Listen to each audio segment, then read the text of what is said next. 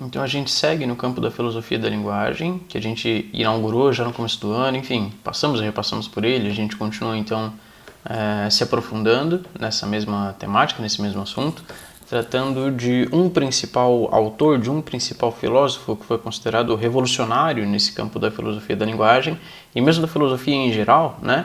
Uma vez que o próprio delimitou toda a filosofia no campo da linguagem, falou que todas as questões filosóficas plausíveis, possíveis de serem analisadas ou respondidas, respondíveis, estavam circunscritas ao campo da linguagem.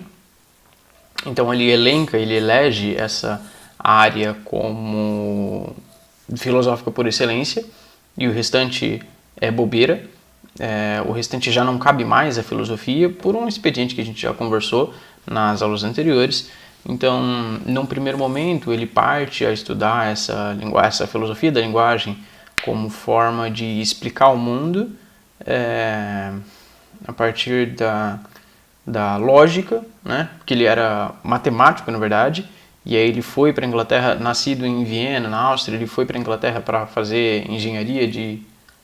Como era? Engenharia de avião? Sei lá. Bom, e aí então lá ele entra em contato com as ideias filosóficas do Russell, do Bertrand Russell, e ele se interessa, né, por essa área ligada à lógica e à filosofia. Então era como se ele fosse conceder um ar de cientificidade à filosofia que já vinha sendo buscado desde muito antes. O Kant procurava responder essa pergunta também com a metafísica dele, se a metafísica era plausível, era possível ser tratada como ciência.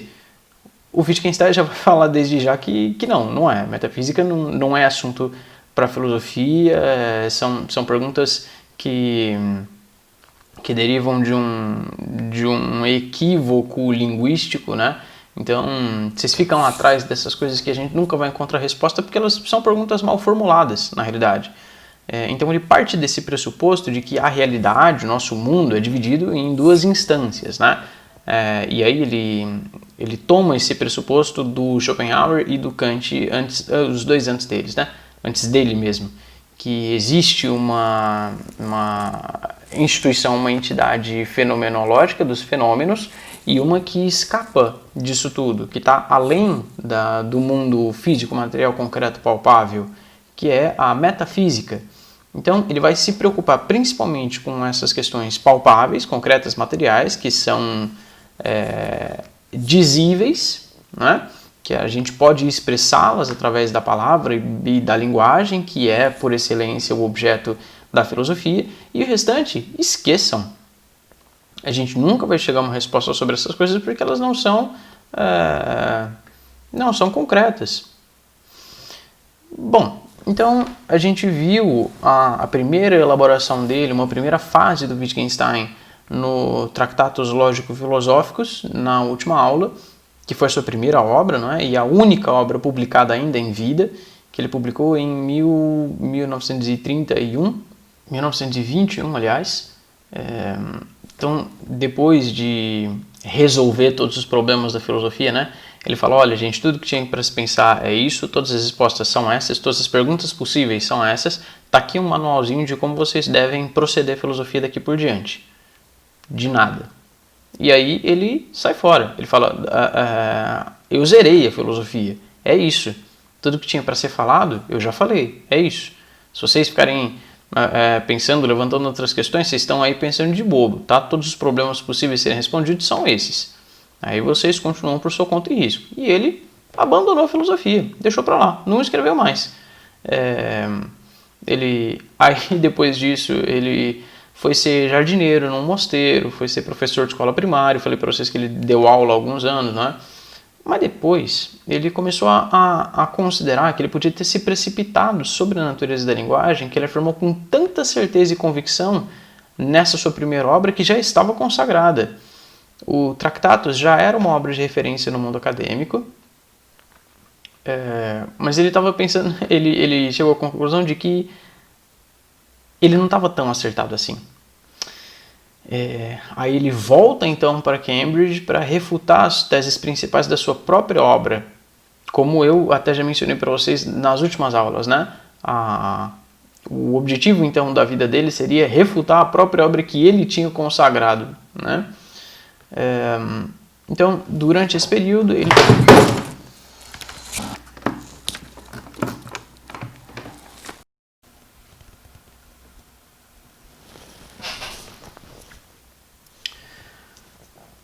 Então, durante esse período, ele vai escrevendo, né, vai produzindo a sua obra, mas ele não publica nada. Ele não lança esse livro efetivamente. Ele não chega a considerar que concluiu as suas ideias. Então, ele morre sem publicar esse livro, sem publicar essa segunda obra para superar a primeira, né? Ele morreu em 1951. Então, depois que ele morreu, seus escritos foram compilados e publicados. O principal deles ganhou o título de Investigações Filosóficas, publicado em 1953, e sintetizava as principais teses dessa sua segunda filosofia. Lembrem que, para o primeiro Wittgenstein, do Tractatus, ele toma a linguagem como forma perfeita de descrição do mundo. É o que ele vai chamar de forma lógica da linguagem. A principal função da linguagem seria representar a totalidade dos fatos. Lembram? Representar o mundo de forma acurada, inequívoca, precisa. Mas depois ele se deu conta de que a linguagem pode fazer muito mais do que isso. Ela não é só um conjunto de proposições verdadeiras que vão representar a totalidade dos fatos do mundo, né? Muito mais do que servir como uma simples representação do mundo, ainda que fosse uma representação exata do mundo, precisa, né? O Wittgenstein estava criticando a sua obra anterior, dizendo por que ela estava toda errada, mas ainda tentando explicar a verdadeira natureza da linguagem. Ele não abandona a filosofia da linguagem, ele só abandona a tese, a conclusão a qual ele chegou a princípio, né?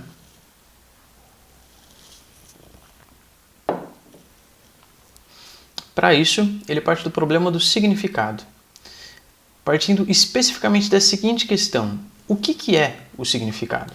A gente pode atribuir uma primeira conceituação de significado ao Locke, ao John Locke, filósofo inglês que viveu lá no século XVII principalmente, foi morrer no comecinho do século XVIII, em 1704, que a gente inclusive já falou em sala de aula sobre essa conceituação do significado por Locke.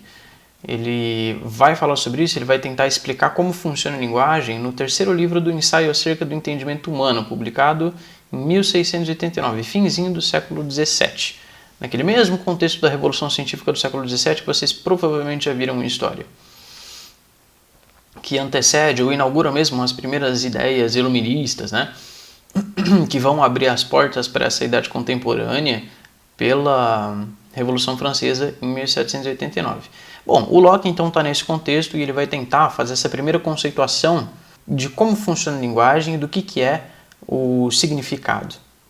Para o Locke, os objetos que a gente percebe pelos sentidos nos causam impressões que marcam a nossa mente. E essas impressões que marcam a nossa mente, causadas pelos objetos do mundo que a gente percebe pelos sentidos, a gente vai dar o nome de ideia. Então, ideia é a impressão causada na nossa mente pelos objetos que a gente percebe pelos sentidos. Que sentidos? Visão, audição, olfato, os nossos 5 sentidos mesmo. E que objetos? Quaisquer objetos no mundo. Por exemplo, essa caneca aqui é um objeto. E eu percebo esse objeto pelo sentido do tato ou pela visão a princípio, né? Mas se eu quiser, eu também posso percebê-la pelo paladar. Eu posso morder ou lamber essa caneca para percebê-la, né? Ter um conhecimento através de um sentido, que é o paladar. Eu posso percebê-la até pela audição ou pelo olfato, se eu quiser. É um objeto no mundo que eu percebo através dos meus sentidos, né? Porque ele tem uma série de características físicas, enfim. Ele é perceptível, ele é entendível pelos sentidos, que é um objeto no mundo. A impressão que esse objeto causa na minha mente, o Locke vai chamar de ideia. Aí a gente abstrai essas ideias das suas características sensíveis e as remete então à memória. Eu vou botar essa ideia da caneca na minha memória. Mas antes de despachar essas ideias para a memória, a gente rotula elas com um sinal sensível para poder identificá-las quando a gente perceber objetos parecidos de novo no mundo real, no mundo concreto, na materialidade da vida, né? Porque eles são todos empíricos, então tudo que vale é a materialidade, é o mundo externo palpável, experimentável. a gente já sabe mais ou menos que cara que tem um objeto sólido, azul, líquido, frio, duro, maciço, enfim, as características que eu percebi através dos sentidos dessa caneca, né? Que é um exemplo bobo, tolo, banal. Vocês podem pensar qualquer outro objeto que vocês podem aprender pelos sentidos de vocês. Então eu marco essas ideias, eu meio que rotulo, ponho uma etiquetinha nelas para a gente poder resgatá-las quando for um momento oportuno, quando eu encontrar alguma outra coisa parecida com ela e eu já conheço esse conceito, porque eu experimentei alguma coisa na realidade que é parecida com isso. E como cada ser humano só tem acesso ao conteúdo da sua própria mente, ele lança mão dessas ideias anteriormente adquiridas pelos sentidos para representar alguma coisa no mundo real. E aí a linguagem tem a função de externar esses pensamentos, essas ideias. E essa é a função da linguagem para o Locke, a de tornar público o que está contido na mente de cada indivíduo. Eu tenho todas essas ideias na minha cabeça e a linguagem serve para eu externar essas ideias que eu tenho na minha cabeça, para eu verbalizar essas coisas, né? Para eu fazer com que os outros entendam o que eu sei, né? O que está dentro da minha cabeça, essas ideias que eu quero transmitir eventualmente. Eu faço isso através da linguagem. Mas precisa de 3 coisas para que a comunicação entre 2 pessoas ocorra efetivamente. Tudo isso para o Locke, tá? Que coisas? Que exista uma ideia na mente daquele que vai falar, que esse que vai falar tenha a intenção de externar essa ideia que já está na cabeça dele, e que o ouvinte forme na sua mente a imagem que o enunciante tinha na dele a princípio. Para o Locke, a comunicação bem-sucedida vai fazer com que o ouvinte e o falante tenham a mesma ideia na cabeça, a mesma imagem mental. A isso ele chamou de teoria ideacional do significado. Anotem isso, peguem o caderno. Vocês estão com o caderno aí do lado? Estão, né? Como eu já recomendei para vocês fazerem várias vezes, peguem o seu material antes de assistir às aulas e deixem tudo a postos para ir fazendo suas anotações, ou abram um bloco de notas e deixem a tela dividida. Sabem como fazer isso? Eu demorei bastante tempo para aprender, é um atalho interessante para vocês. Apertem o botão de iniciar do computador, aquele que tem os 4 quadradinhos com o símbolo do Windows. Aperta ele e a teclinha para o lado. Aí a janela que você estiver trabalhando, ela vai ficar dividida, ela vai ficar meio que limitada a um lado da sua tela, né? Aí você pega outra janela e faz a mesma coisa, só que a setinha para o outro lado. Aí você deixa as 2 coisas divididas na tela e você consegue trabalhar com os 2 ao mesmo tempo. É bastante útil quando você está trabalhando com 2 textos e está lendo um e escrevendo o outro. Vocês podem fazer isso para o vídeo e para o texto que vocês estiverem escrevendo. Enfim, se vocês já sabiam disso, ótimo. Se vocês trabalham desse jeito, não sei, se já tinham pensado em trabalhar desse jeito, fica aí a dica para vocês, né? Para mim funciona bem. Então, peguem aí os materiais que vocês estiverem usando, seja lá o que for, e anotem isso. Teoria ideacional do significado, proposta pelo Locke. Porque eu vou mandar vocês pesquisarem sobre isso aí depois. Então, já vão anotando, tá? E talvez vocês anotem até o tempo do vídeo em que isso tá, se vocês precisarem voltar para consultar alguma coisa, enfim, vocês sabem como estudar, né? Pois bem, de acordo com essa concepção, o significado depende da ideia que está sendo expressa pela linguagem. O significado depende da ideia que está sendo expressa pela linguagem. Que ideia é essa? A imagem mental que eu fiz na minha cabeça. Como que eu fiz essa imagem mental na minha cabeça? Pelos sentidos, que eu percebi um objeto no mundo, né? Aí eu fiz a imagem desse objeto na minha cabeça e eu estou tentando expressar essa imagem através da linguagem. O significado é dado pela imagem que o anunciante evoca na nossa mente. Para o Wittgenstein, isso aí que o Locke falou, essa teoria ideacional do significado, para o Wittgenstein essa concepção é absurda, porque a gente nunca vai saber se o ouvinte consegue efetivamente formar imagens na cabeça dele enquanto a gente está falando.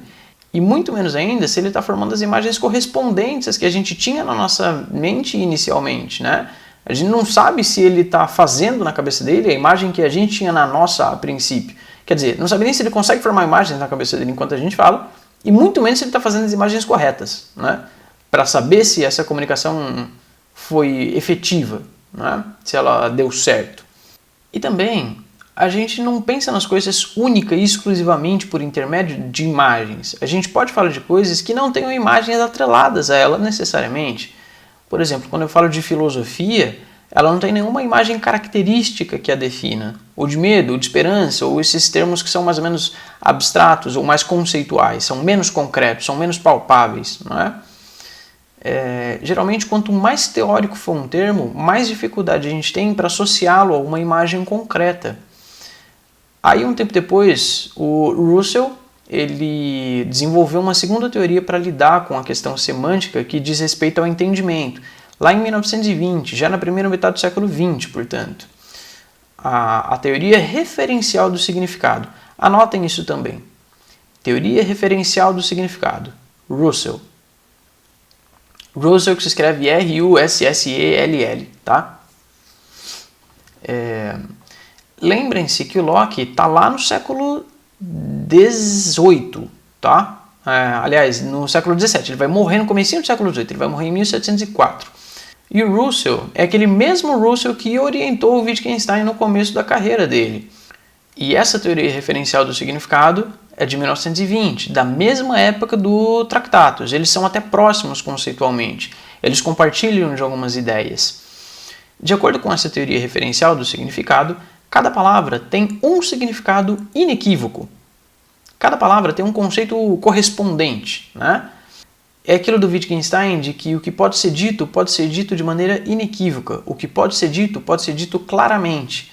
O significado de uma expressão é dado por aquilo a que ela se refere. Se eu falo maçã, eu tenho um referencial da fruta maçã. Se eu falo caneca, eu tenho um referencial do objeto caneca, né? Todas as palavras têm um referencial no mundo material, tem alguma coisa que as define. Então, o significado de uma expressão é dado por aquilo a que ela se refere. Bom, anotem isso aí, guardem isso aí também. Teoria referencial do significado do Russell. E aí a gente volta para o Wittgenstein. Nessa última fase do Wittgenstein, ele pretende apontar os erros conceituais das teorias anteriores e superá-las. E nisso a gente está falando do próprio Tractatus dele mesmo, né? Dizer onde ele estava errado e por que ele estava errado. E dessas teorias anteriores, eu estou falando dessa do Locke e dessa do Russell, né? Ele vai dizer que isso aí que esses caras falaram, inclusive eu mesmo, uns anos atrás, está tudo errado, gente. E aí ele vai dizer por que eles estão errados e qual que é o certo, né? Não adianta simplesmente ser falando, pô, esses caras estão tudo errado, a gente tem que mudar isso aí, mas tem que mudar como, né? Se esses estão errados, qual que é o certo? Ele vai dizer qual que é o certo. Para ele, as teorias do significado elaboradas anteriormente são falhas porque tratam do significado como se ele fosse uma entidade, como se ele fosse uma coisa separada da realidade no mundo, quase como se esse significado possuísse um corpo próprio. Para o Wittgenstein, a gente não deve procurar o significado em um determinado lugar, seja na mente, uma ideia, ou fora da mente, no objeto ao qual ela se refere. A gente tem que procurar o significado no uso que a gente faz da linguagem. Desse jeito, o uso substitui o referente, que é o objeto, e a própria ideia, uma suposta imagem formada na cabeça acerca do objeto ou conceito em questão. Então, o uso substitui o referencial ou a ideia. Para que isso faça sentido, isso sugere o entendimento da linguagem como ferramenta. Nesse sentido, usando a linguagem como ferramenta, a gente pode fazer um monte de coisa com ela. Usar as mesmas palavras para designar ideias completamente diferentes. Então, o significado da palavra não está atrelado necessariamente à ideia que ela evoca por si mesmo, mas pelo uso que a gente faz dela. O significado da palavra é dado pelo contexto em que eu uso, pela entonação, pela intenção, enfim, pela maneira como eu uso essa palavra, né? Pelo uso que eu faço dela. É como se a palavra fosse uma peça de um jogo, e eu tenho várias possibilidades de uso dessa mesma peça, tem vários movimentos que eu posso fazer com essa mesma peça. Eu posso articular as mesmas palavras ou as mesmas peças de uma infinidade de maneiras diferentes. Eu posso fazer várias jogadas diferentes com as mesmas peças. Eu posso articular as mesmas palavras de maneiras muito diversas, né? Eu posso falar uma infinidade de coisas diferentes usando as mesmas palavras. Eu posso usar exatamente a mesma palavra com sentidos diferentes, dependendo do jogo de linguagem no qual eu insiro essa palavra. Então, acabou aquilo de que a palavra personifica única e exclusivamente um objeto referencial. Acabou aquilo de que o uso correto da linguagem se converte numa representação fiel do mundo, como se só tivesse um jeito certo de usar a linguagem. A linguagem não é mais um conjunto autônomo de proposições que declara, que manifesta a realidade do mundo. Não. Ela não tem mais essas amarras, ela não é só uma coisa que encontra o seu sentido se for usada da maneira certa. Não tem mais isso. Ela é muito maior, ela é muito mais variada. É aí então que entram os jogos de linguagem do Wittgenstein, que o significado ele depende do uso e não de um referencial, ou não de uma ideia, ou não de qualquer outra coisa. Tá? O significado das palavras depende do uso que eu faço delas, através dos jogos de linguagem. O que vocês vão fazer então? Vocês vão pesquisar e me dizer, em breves palavras, tá? Vocês vão me dar uma breve definição do que é a teoria ideacional do significado, do Locke, a teoria referencial do significado, do Russell, dizer por que elas são insuficientes, onde está o erro nelas, qual que é o problema com elas, e o que são os jogos de linguagem do Wittgenstein, por que eles são melhores, por que eles superam essas duas teorias anteriores a ele, né? Ou pelo menos, como que Wittgenstein explica tudo isso, né? Por que pro Wittgenstein os jogos de linguagem resolvem esses problemas que ainda estavam em aberto nas teorias anteriores. Aí vocês podem até me dizer se vocês concordam com ele ou não. Fala, não, nada a ver, esse negócio de jogo de linguagem aí, ele está viajando na maionese. A teoria referencial do significado já dava conta de todos os problemas da linguagem. Já resolvia todas essas questões, já dava uma resposta bastante satisfatória para o que é o significado, né? Que abriu essa discussão sobre a razão, o sentido da linguagem. Mas então a gente termina nesses jogos de linguagem do Wittgenstein, que é melhor elaborado, é melhor exposto nas investigações filosóficas dele, publicada em 1953, depois da própria morte dele, né? Que está, portanto, nessa segunda fase que refuta a primeira. Tá entendido esse panorama geral que a gente fez, esse cronograma pelo qual a gente passou, esse caminho que a gente percorreu dentro da filosofia da linguagem? Por que essa filosofia da linguagem se manifesta com mais força na idade contemporânea, depois dessa entrada no século XX, depois da Primeira e da Segunda Guerra, depois desses traumas pelos quais a humanidade passou e meio que perdeu a crença num paradigma norteador da filosofia, e mesmo porque ela vai se desmembrando em várias áreas, né, que vão ganhando seus estatutos próprios de ciência e se estabelecendo com maior solidez, né? E aí a filosofia tem que buscar os seus próprios assuntos de interesse que o Wittgenstein vai localizar na linguagem, dizer por que ela responde todas as questões filosóficas plausíveis e possíveis de serem respondidas, que a gente tem essas duas dimensões, uma factual fenomenológica e uma outra metafísica que deve ser ignorada, deve ser esquecida, porque a gente não pode falar nada sobre ela, né, porque ela não cabe na linguagem, né? Como que ele constrói uma primeira filosofia e como que ele desconstrói essa mesma filosofia depois. É essa a primeira etapa do nosso curso, desse primeiro semestre, né? Que a gente usou essa mesma apostila. Então, num primeiro momento, falando da linguagem e das questões inerentes à linguagem, da maneira como ele trabalha com essa linguagem. E esse caminho precisa estar claro para vocês, tá? Vocês vão amarrar tudo isso com esse trabalho, que é um trabalho, uma das atividades avaliativas que vai compor a nota final de vocês. O que eu quero que vocês façam? Vocês vão me falar o que é a teoria ideacional do significado do Locke, a teoria referencial do significado do Russell e os jogos de linguagem do Wittgenstein. Eu vou escrever direitinho o enunciado para vocês no plural e prestem atenção no prazo de entrega, tá? Vai ter uma data final para vocês me entregarem esse trabalho, para vocês me enviarem esse trabalho pelo plural. Não é para escrever no caderno, não é para escrever em folha separada, não é para me entregar quando a gente voltar às aulas, não é para vocês levarem na escola, é para vocês me responderem pelo plural. Se vocês já fizeram outras atividades por lá, vocês sabem como é. Se não, é bastante simples, é autoexplicativo o negócio, tá? Se tiverem alguma dúvida, me mandem mensagem, podem mandar comentário nesse vídeo mesmo, ou, sei lá, de alguma outra maneira que vocês... Não é difícil de me achar, mas não é para ter dificuldade também. Então vocês fazem essa pesquisa, mandem para mim. E olha, não é simplesmente ler um texto escrever, fazer um resumo, um apanhado dos principais conceitos e mandar. Vocês têm que entender do que esses caras estão falando. Vocês têm que entender as ideias deles, né? Para quando eu perguntar para vocês saberem me dizer, pelo menos mais ou menos.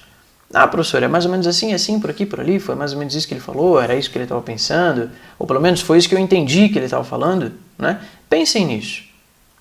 Ponham-se nessa situação de que eu vou perguntar para vocês e que eu espero que vocês sejam capazes de me responder, tá? Ou mesmo, eu não lembro, mas eu fiz umas anotações aqui, então você escreve um roteirinho da sua resposta para que te traga à mente esses conceitos, tá? É isso.